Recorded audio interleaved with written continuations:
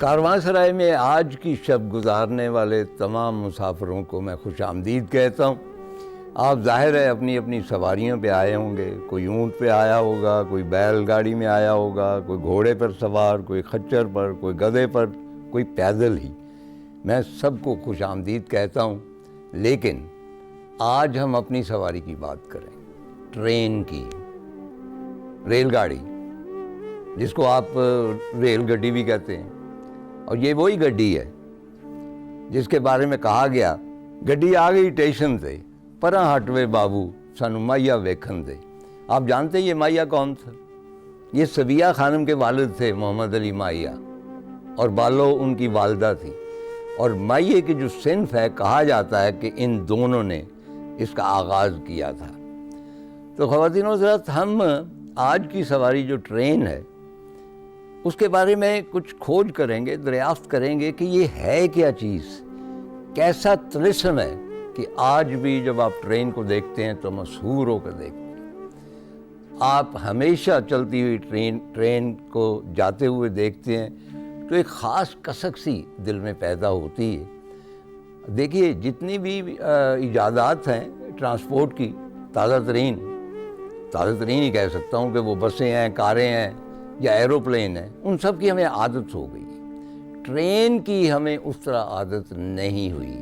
جہاں بھی چلتی ہوئی ٹرین ہمیں نظر آتی ہے ہم اسے دیکھتے ہیں، مثلا پھاٹک بند، آپ انتظار کر رہے ہیں، اور جب آپ کے کانوں میں وہ چھک چھک کی آواز آتی ہے اور ٹرین کے پہیوں کی جو رگڑاہٹ ہے اس کی گڑگڑاہٹ آتی ہے تو آپ کا دل بھی اس چھک چھک کے ساتھ دھک دھک کرنے لگتا ہے، اور جب ٹرین گزرتی ہے تو آپ اس کو دیکھتے ہیں، اس کے مسافروں کو دیکھتے ہیں، اور یہ یک طرفہ نہیں ہوتا، وہ آپ کو دیکھ رہے ہیں۔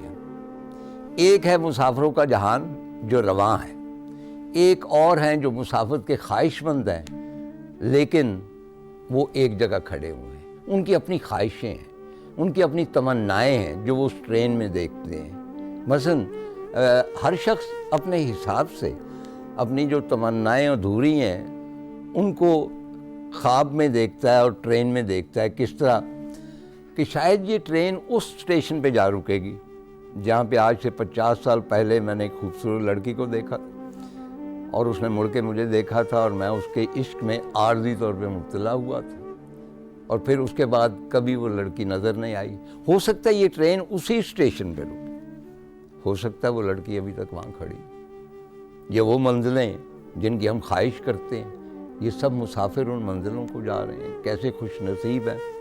اور یہ بھی ممکن ہے کہ یہ ایک قاتل ٹرین۔ 1947 میں بہت ساری ٹرینیں قتل کر دی گئیں، ان میں جو بچے تھے، عورتیں تھیں، مرد تھے، بلا تخصیص سب کو قتل کر دیا گیا، ادھر بھی اور ادھر بھی۔ اور جو نگہبان تھے، جنہوں نے نگہبانی کرنی تھی، چوکیداری کرنی تھی، وہ بھی قاتلوں کے ساتھ مل گئے، اور اکثر ایسا ہوتا ہے۔ لیکن ان ٹرینوں میں جو خون کے دھبے تھے وہ آج بھی ہمیں یاد ہے۔ منیر نیازی نے شاید کسی قسم کا کوئی منظر دیکھا، ہوشیارپور سے آئے تھے، راستے میں دیکھا، اور انہوں نے کہا کہ صبح کاذب کی ہوا میں کتنا درد تھا منیر، ریل کی سیٹی بجی تو دل لہو سے بھر گیا۔ واقعی میں نے تو نہیں دیکھا، لیکن میرے بہت سارے عزیز و اقارب نے، کچھ بزرگوں نے ان ٹرینوں کو دیکھا ہے جو قتل ہوئیں، اور ان کے واقعی دل خون سے بھرے ہوئے تھے۔ اب ٹرین کے حوالے سے، پلیٹ فارم کے حوالے سے مجھے جو سب سے خوبصورت شعر لگتا ہے وہ باقی صدیقی کا ہے، وہ میں آپ کو سنا دیتا ہوں، پنجابی میں ہے، بالکل سمپل۔ باقی صدیقی کہتے ہیں، گڈی لنگ گئی باقی رہ گیا، پاں پاں کردہ ٹیشن تے ساں ساں کر دے کن۔ یعنی گاڑی چلی گئی ہے اور باقی کیا رہ گیا ہے؟ سائیں سائیں کرتے کان اور بھائیں بھائیں کرتا پلیٹ فارم۔ یہ وہ اسٹیشن ہے، کو مضافاتی چھوٹا سا اسٹیشن، اس کی ترجمانی کی گئی ہے جہاں معاف کیجیے سارے دن میں صرف ایک ٹرین رکتی، مسافر اترتے ہیں، کچھ مسافر سوار ہوتے ہیں, گاڑی چلی جاتی ہے اور وہ جو ہے اسٹیشن مینیجر وہ اپنے کوارٹر میں چلے جاتا ہے, اسٹیشن ویران ہو جاتا ہے. تو آج ہم بھی ٹرین کے مسافر ہوں گے. اب دیکھتے ہیں کہ راستے میں کون کون سے اسٹیشن آتے ہیں.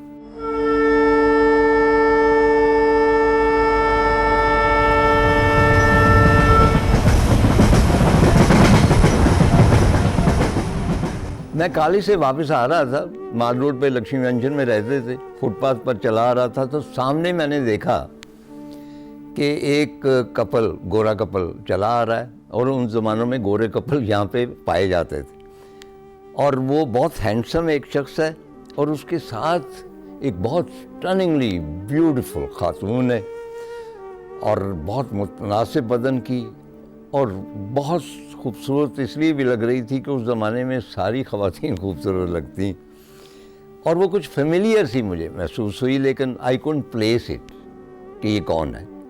میں واپس گیا, پہنچا اپنے گھر, اور ایک اور آپ کو پرانی اطلاع دے دوں, میں اپنی عمر کا بھی تو فائدہ اٹھاتا ہوں نا, کہ ان زمانوں میں لاہور میں ایوننگ پیپر ایک نکلا کرتا تھا, اور وہ ایوننگ پیپر 2 بجے شائع ہو جاتا تھا. تو میں گھر گیا تو ہمارے ہاں کیونکہ رواج تھا اخباروں رسالوں وغیرہ کا, تو ایوننگ پیپر تھا, اس کی ہیڈ لائن تھی ہالی ووڈ اسٹار ایوا گارڈنر ان لاہور. اچھا, میرا تو دل رک گیا, میں نے کہا وہ تو ایوا گارڈنر تھی. وی couldn't even imagine, ہماری فیوریٹ, ہمارے خوابوں میں بسنے والی ایوا گارڈنر جو ہے لاہور میں. میں نے اپنی گریب کی آٹوگراف بک اور میں بھاگ کھڑا ہوا.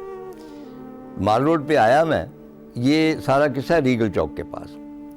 وہاں کچھ لوگوں سے پوچھا کہ اس طرح ایک کپل ہے, انہوں نے کہا کہ جی وہ امپیریل شو کمپنی ہے, وہاں گئے ہیں. میں امپیریل شو کمپنی میں داخل ہوا, جسٹ نوخیز بچہ ہی تھا نا, اور وہاں پہ میں نے دیکھا کہ ایوا گارڈنر اپنے ساتھی کے ساتھ بیٹھی ہے, اور وہ پاکستانی خصے ٹرائی کر رہی ہے. مجھے تو اس کے پاؤں بھی بڑے خوبصورت لگے. تو میں نے جا کے جب تھوڑا سا وقفہ آیا تو میں نے وہ آٹوگراف بک ان کے آگے رکھی, اور میں نے کہا جی آٹوگراف پلیز. اور میرے ہاتھوں میں جو تھرتھراہٹ تھی, شی فیلٹ اٹ. نیچرلی ہر حسین عورت جو ہے وہ اویئر ہوتی ہے اپنے حسن کی, اور وہ جانتی ہے کہ یہ کس طرح اثر کر رہا ہے دوسرے پر, اور وہ بھی ایک تقریباً بچے پر. چنانچہ اس نے مسکراتے ہوئے آٹوگراف دیا, اور جب مجھے آٹوگراف بک واپس کی تو اس کی انگلیاں مجھ سے چھو گئیں. مت پوچھیے کہ ہمارا کیا حال ہوا. آج بھی مطلب اب کیا عرض کریں, اس بڑھاپے میں شرم بھی آتی, لیکن یہ فیکٹ ہے کہ خوشبو آ رہی ایوا گارڈنر کے ہاتھوں کی, جس طرح وہ ہے کہ ہمارے ہاتھوں میں آج بھی حنا کی وہ خوشبو مہک رہی ہے. اور دنوں رات یہ جو مہک والی بات ہے نا, اس پروگرام میں نہیں, اس کو ریکیپچر آپ کر سکتے ہیں ذہنی طور پہ. یہ میرا تجربہ ہے. پرانی کوئی مہک, کسی محبوب کی ہو, کسی منظر کی ہو, کسی آبشار کی ہو, کسی بھی چیز کی ہو, آپ اس کو ریوائیو کر سکتے ہیں. ایک خاص طریقہ ہے, وہ میں بعد میں آپ کی خدمت میں عرض کروں گا. بہرحال لاہور میں جب بھوانی جنکشن کے آئے, وہ مطلب ہے کہ پورا ہالی ووڈ سے پورے لوگ آئے, تو تھرتھلی مچ گئی ہر طرف. اب ایوا گارڈنر کا تھوڑا سا میں یہ عرض کر دوں کہ بہت زیادہ ہم لوگ اسے پسند کرتے تھے. خاص طور پہ اس کی فلم لگی تھی دا سنوز آف کلیمنجاروز, ہیمنگ وے کی ایک شارٹ اسٹوری, گریگری پیک اس کے ساتھ تھا, اوڈین میں وہ لگی تھی, اور ہم نے وہ 10 مرتبہ میں نے اور خاور نے اس لیے دیکھی تھی کہ اس میں ایک منظر تھا. اس منظر میں پیرس کا نائٹ کلب ہے, گریگری پیک جو ہے دریا دیوار کے ساتھ ٹیک لگائے بیٹھا ہے, اس کے ساتھ ایوا گارڈنر ہے, اور وہ سگریٹ نکال کے اس کو کہتی ہے کہ do you have a light.